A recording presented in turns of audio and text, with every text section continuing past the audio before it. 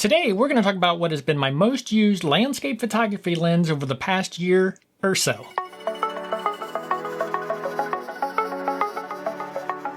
So I thought it would be interesting to sit down, take a look at my Lightroom catalog, and sort of see what my most used landscape photography lens has been for the past year or so. So what we're going to do is we'll pop into Lightroom and we'll grab the images I've taken since 2024 and just see which lens have I used most often. But before I do that, in case you're new to my channel or anything like that, let's talk about the 3 lenses that I most typically carry out into the field.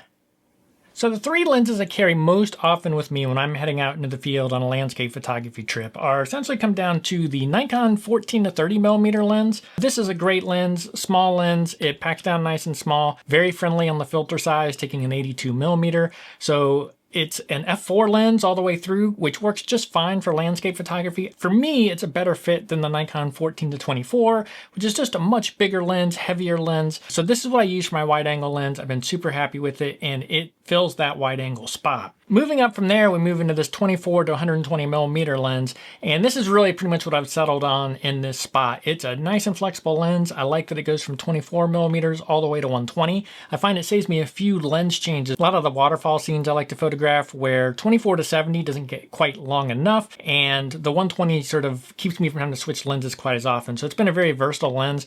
I used to carry a 24 to 200 in this slot, but the image quality on this 24 to 120 is just a little bit better. So my 24 to 200 I still have, but it's really sort of been relegated back to sort of a do-it-all versatile lens if I'm only looking to head out with one lens.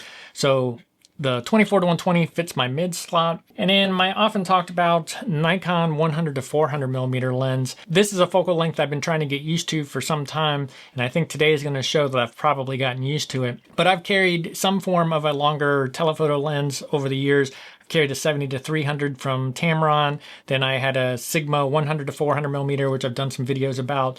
And then the most recent acquisition is this Nikon 100 to 400mm, which I've had for a year and a half now, a little over a year and a half, and this fills that telephoto slot. So it stands to reason that my most frequently used landscape photography lens is going to come down to one of these 3. Now, I don't think it's going to be my wide lens. Really, I don't shoot wide angle nearly as often as I would have thought when I was new to landscape photography. I like to have the lens with me. It gives me some versatility on that wide side if I need it, but I don't really think I take a whole lot of photos with it. So I really think it comes down to one of these 2 lenses, the 24 to 120 or the 100 to 400. They'll be my most used lens. Now, I do have a couple other lenses that make it through my rotation. I mentioned the 24 to 200 earlier. I also have a Nikon 28 to 400mm lens, which is great for a trip where I'm trying to keep things lightweight or where maybe photography is not the main reason I'm heading out and I just want to be able to cover a broad focal length range. So I do have that lens, but it just doesn't make it out into the field with me enough that it's going to be a contender for one of these top spots. So those are the 3 lenses I tend to carry. This is where it's going to come down to. One of these lenses is going to be my most used lens.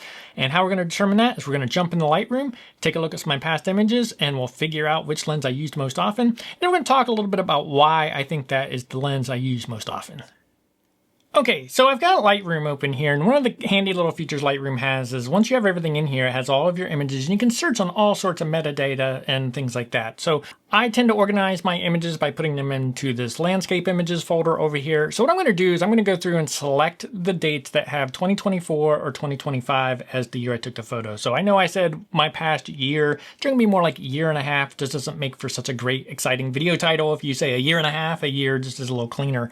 So what we're going to do is we're going to go through all of these, and I'm just going to select the folders that have 2024 or 2025. So we got some Arizona trips here. We got my Death Valley trips in here. I didn't go to Colorado in 2024. Got Eclipse. I got, of course, several Hocking Hills trips that I did. Always going to Hocking Hills. I went to one of my local metro parks. I have some other metro parks that didn't fit in here. I went to Ohio Pile last year.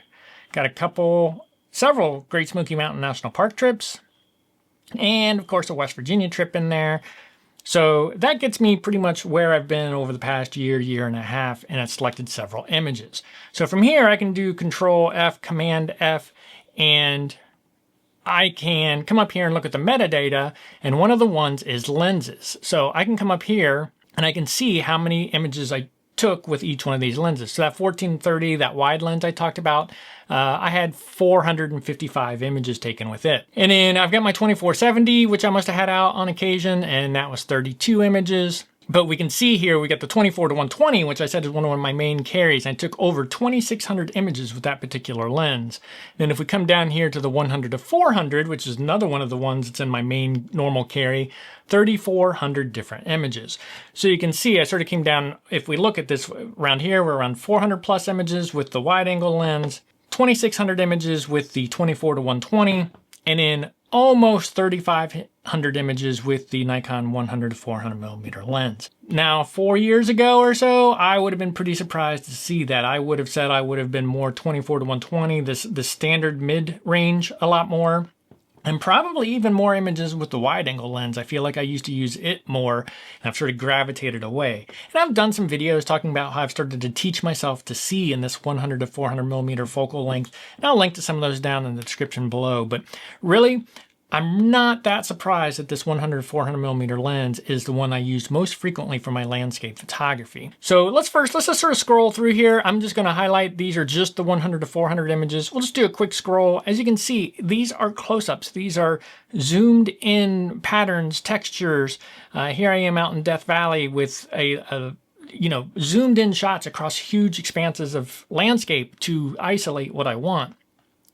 And, this whole series is just going to be like that. It's me narrowing in on very specific details, getting very specific compositions of things I want. Skip down here a little more. There's a little bit of wildlife. It only makes sense you'd use a 100 to 400 on that, but this is black bears out in the Smoky Mountain National Park. And, you'd use a 100 to 400 to that to zoom in. So we got lots of images there. A lot of these are unedited images. These aren't necessarily anything I've really worked on, but you can see this is me zooming in on specific areas of light and things like that. And that's what really contributes to me using this lens quite frequently, is that it lets me take these big open scenes and distill it down to what is really attracting my attention. And I'm going to take a look at that. We're going to take a couple sample images. I'm going to show you sort of what the wide shot of the scene looked like and how the 100 to 400 sort of helped me narrow in on that. So I feel like at this point, I've probably talked a lot about the 100 to 400 in the past. I'll link to those videos below. Both how I sort of started my journey with the Sigma to 100 to 400, and then when I upgraded to the Nikon 100 to 400. More Smoky Mountain images, getting these layers out off in the distance. Again, this super telephoto just really lets me distill things down into certain compositions that I want to see and sort of pick things out of the big wide scene and distill it down to what is really truly meaningful. Again, more Smoky Mountains, more layers there in the mountains. We scroll down. This is still more mountains. This is waterfalls. I've even taken it from where a waterfall used to be in this mid-range. I would shoot a lot of times 24 to 70 even worked well a lot of times for waterfalls for me. Let me get enough. But as I've grown to appreciate that 100 to 400 millimeter focal length, I've started to really zoom in and punch in on those details here. And you can see that in this. This is Spruce Flat Falls, again, also in the Smoky Mountains National Park. And you can see I really zoom in and look for patterns and textures that I want to focus on and want to emphasize. Cades Cove, we got fog. I can just pick out these little details. Again, continuing through here, a little more wildlife way off in the distance. Fall colors. This is from West Virginia. A lot of times when I head out to West Virginia, I also get these grand overlooks where a standard zoom or a wide might be what you think you really want to use, but the 100 to 400 lets me just sort of, again, pick out those details, highlight these pops of color to show what I want to show. So I've got all of those in there. And then, again, back to the Smokies. I'm able to isolate some things there. I thought I saw some tree images I was going to show. There.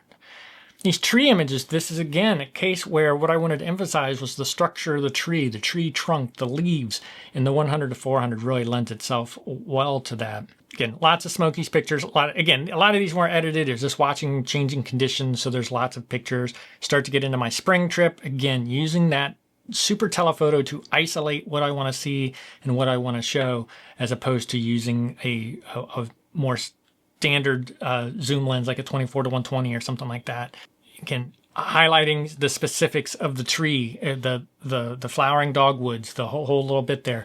I'm able to use that 100 to 400, position it just the way I want. You pair this lens up with like a geared head, you can make those really fine adjustments to it and get just those perfect compositions that you want.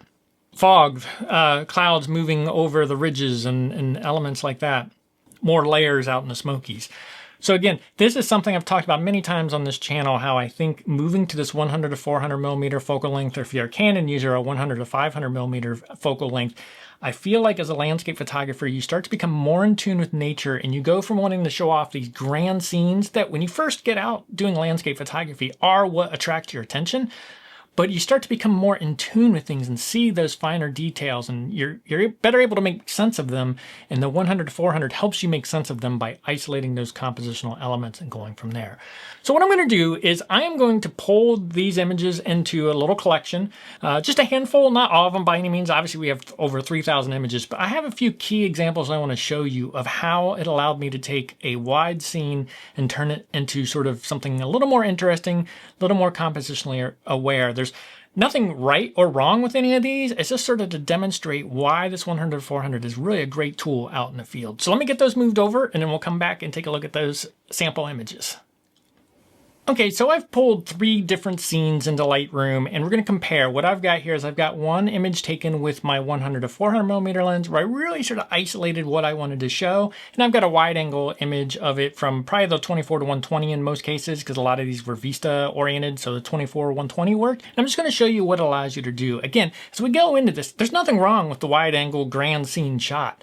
I'm just trying to demonstrate why this 100 to 400 sort of grown on me, and what I mean when I'm saying I'm able to take a big scene and distill it down into something specific that I want to draw attention to. So let's take a look. First one here is we've got this scene in Death Valley. This is from Dante's View overlooking Badwater Basin. This was last year when there was actually water down in Badwater Basin. Lake Manly was there. And you can see this is a wide angle scene. It's a 47 millimeter shot. So I was shooting with my 24 to 120 and it was overlooked as, you know, I got the clouds, I got the mountains, and it's interesting. I've got the water here. I've got the sandbar or the salt flat basin down there. I've got all these cool little textures and colors fading off here. Got an interesting sky. I've got light hitting this ridge off in the distance. It's a good image. Very lightly edited. Did not do a lot of edits to this image. It's more for demonstration purposes. But with the 100 to 400, I was able to start looking at various details. So let's take a look. Flip over to the 100 to 400 millimeter image. This was shot at 250 millimeters, and I took one of those scenes that was visible in the wide image and just sort of showed it in this image. And it takes a big scene with lots of stuff going on and brings it down to something simple, something interesting. This path of water flowing through with the salt, different colors of the salt, and then the dappled light going across the scene. This is what the telephoto allows you to do. It took me a while to see this and start picking these details out. But as I've started to do that, it can allow any scene to be super interesting. And in a lot of ways, in some ways, it's even simpler than trying to make sense of the wide angle scene. So let's go back to the wide angle scene. Here we are, big wide angle.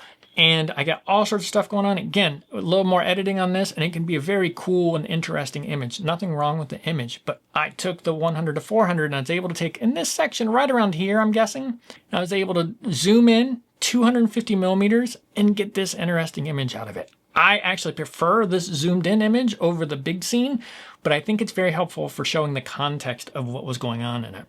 Moving onwards to another scene, we're going to, of course, be in the Smoky Mountains. I spent a lot of time in the Smoky Mountains over the past 6 months, 9 months, both preparing for workshops, leading workshops. I've spent a lot of time. It's probably where I spent the most time in the past year. So I've got a lot of Smoky Mountain images to go through and share, many of which haven't been shared yet. But again, here we are. Not a lot of edits done to this image, just a little bit of basic exposure correction. This is not a fully edited image or anything like that. But, you know, we took this at 73 millimeters. So not a big grand wide scene from that perspective, but wider than I can get with the 100 to 400. And, you know, we've got the sun over here and we've got this fog and mist coming across and this ridge line running across. And nothing wrong with this image. It's an interesting image. This may end up getting edited and put in a future ebook release that I do or something like that. But using the 100 to 400, I can start to distill things out. Notice these little trees, these little clumps of trees right here. This one right over here, I'm pretty certain what I did was reposition, take a 400 millimeter shot, and I get this image. It takes the same scene, same weather, same morning, and brings it into this. It's a simpler image. There's not as much going on. I've got some grasses in the front. What attracted my attention here was this little spindly tree brush thing against the foggy, misty background. And because it was sunrise, it was a nice warm light back there. It was golden hour and got that. So I was able to take something from this grand scene, fog coming across, ridge line coming down to something like this. I've found myself really attracted to these type of images, and I've started to shoot more and more of them. Obviously, as we've seen, the 100 to 400 millimeter lens has started to become one of my more frequently used lenses along the way. So it's taking a more complex, more chaotic scene, one that's a little bit harder to, what am I looking at? What am I trying to do to look at this? Take a look at that. So again, just another example of when I say a 100-400 lets you deliberately compose and select your subjects from a scene. That's what I mean. It's taking this wide scene and bringing it into something like that. Just one more example. I don't want to belabor this point too much. I may have already done so. But again, from the Smoky Mountains, this is a sunrise scene. Again, super rough edit. It's a little harsh, contrasty to me. It really sort of needs softened up and fixed. But this was taken at 40 millimeters, so it's taken off of my 24 to 120. You'll notice a lot of times I will have two cameras out in the field as well. So one will have a 24 to 120 on it, one will have the 100 to 400 on it. And that's why I have a lot of images to be able to compare. Because a lot of times I've taken the shot with a 24 to 120, and then I've also taken the shot with a 100 to 400 because I have them both out there. But here we are. This is an overlook Foothills Parkway West out in the Smoky Mountains National Park. Got this grand scene, and this one has potential. You know, I've got this cool, colorful foreground. I got the clouds off in the background. Try to get the sky to clean up a little bit, and it's not bad. But this same scene, I had a 100 to 400, and over here, right over here, this little gap in the trees, the way the trees let the light through, and you can see a little bit of the fog off in the background, the clouds down in the valley in the background. That's what caught my attention. And because I have a 100 to 400 millimeter with me, I'm able to just laser focus in on that and highlight that. And that's what came out with this image. Got this image right here. It's got the gaps in the trees. It's got the clouds behind it. It's got the layers in it. Might have composed this just a little bit more, with a little bit more room up here. Feels a bit tense up there. And I probably have one with that composed that way. But again, that's where the 100 to 400 millimeter really let me look at the whole scene, take it all in, and then start looking at key pieces that really drew my eye. And then it is the tool that allows me to highlight that. So again, zoomed all the way out to 400 millimeters on this. We went from this larger scene at 40 millimeters with all sorts of stuff in it. Like I said, and cool stuff. You got some layers. Like I said, you got the colors here, the tree line here, layers through here, and the clouds. But I was able to take the 100 to 400 millimeter lens, punch in, and get this scene right here. This is also one that maybe would look okay in black and white if we switch it. Let's just play with it real quick. Get in black and white, crank that contrast up, bring those whites up even more. And see, you can make some cool things happen. So again, I think, see, it's taken time for me to see in this focal length. And I've talked in the past, like I said, about the evolution of a landscape photographer, how we sort of move from these wide angle scenes into maybe using your standard telephoto a little more. And for me, getting to the point where the 100 to 400 millimeter lens, despite it being a heavy, big, bulky lens, is still one of my favorite ones to carry around. So anyways, those are the sample images I wanted to show. I thought I did a good job of demonstrating of what I exactly mean when I say let you do some deliberate compositions, pick things out of a wide scene, and highlight them with that longer focal length.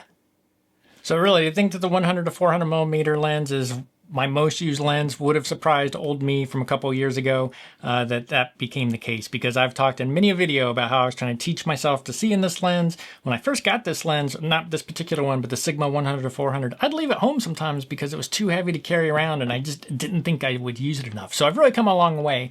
And again, this video is really sort of more for if you're looking for compositional ideas or trying to see things the way other landscape photographers see them, or trying to make sense of what do people mean see in the 100 to 400 millimeter focal length. I thought this video would be helpful to sort of show my path, and as well as those demonstration images at the end showing you from the wide scene of what it looked like if you were shooting with a wide angle to what it looks like with a telephoto lens. So maybe you're looking to add more tools to your compositional toolbox, or maybe you're looking to add a new lens to your kit and you've already got a wide and a mid and you're trying to figure out where to go. The 100 to 400 millimeter focal length is a great one. So I'll share a couple videos about the 100 to 400 millimeter focal length and lenses right here. I think you'll find them interesting, and thank you for watching.